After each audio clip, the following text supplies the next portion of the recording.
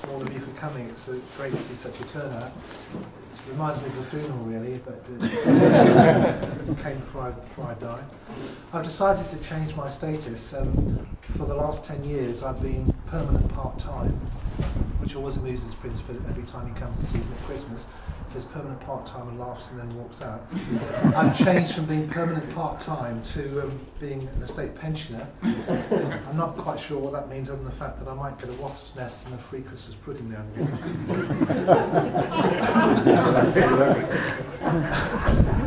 I've had great times on the estate. It's been, lots of happy memories, many memorable occasions. There was the time that Steve gave me a 10-minute tour of the estate in his truck.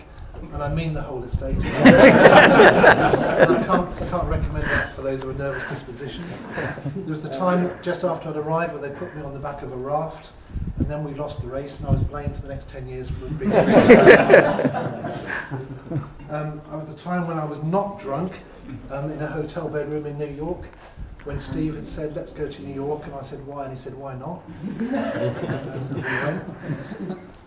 There was the time when I had a great day with Graham Brown and did my first clay pigeon shooting, when he was reduced to laughter, loading the gun because he couldn't believe neither could I that I was hitting anything. There've been great times, there've been great characters. There was Flippin' Kevy. There was Doug the Destroyer, that we won't talk about for health and safety reasons. There's been the times when I've been worried about the meaning of life, and my colleagues at breakfast time have put me right and reassured me and told me the meaning of life. There have been times when I've been bored and not knowing what quite to do, and I thought, well, I'll wake Steve Hullett up. It's going to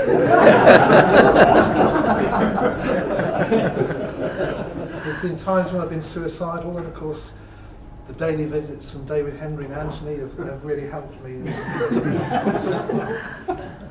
Lots of people here have been a great influence on me. Some of you may know that in the last year I have taken up a keen interest in bird watching, and that was not only because of Philip and his chickens,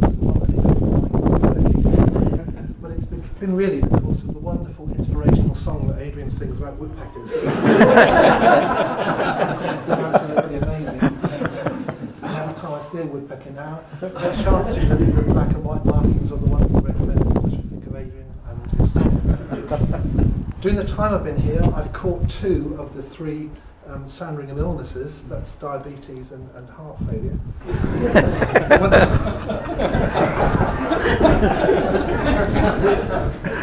When I was in hospital, lying in bed with my eyes closed, resting, one of the more traumatic moments of my life was opening my eyes to see Adrian and Steve that far away, trying to work out whether I was dead or asleep. And of course, those of you who know me know that I've had a dreadful needle phobia, which I've had all my life, and that time was particularly difficult for me because of what they were going to do to my body with needles. And I have to say that my colleagues, not once did they mention anything about needles or the medical procedures that they've had done to them. They were so sensitive about my own fears and troubles. And Steve, knowing that I'd got diabetes, got one of these machines for pricking your finger and testing blood sugar levels. And what I can say is that little pricks can be very annoying. Thank you. But they're usually not as bad as they seem. I've been told that I'm being absorbed, and I think Marion and Sue were quite alarmed to work out what absorbing me might mean. Andrew said, "Brilliant, well done," and Mike Byron doesn't know yet. There have been lots of reasons, lots of rumours going around about why I'm leaving. I can say categorically that none of them are true. I'm not pregnant, despite my size. I'm not a security risk, despite my membership of certain Republican parties. The more credible one was the fact that BBC were looking for somebody tall with a strange place to take over Brucey when he finally retires from sport. But that's not true.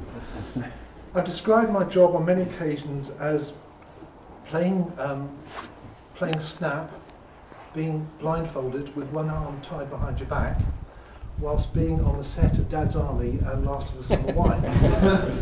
And whilst that was particularly amusing 10 years ago, I think the novelty is worn off. So I leave you, I'm jumping ship. I leave you in the words of Andrew, not to be rude, I hope you continue to have a good weekend, I hope you continue to cope, and in the words of the film, may the force be with you.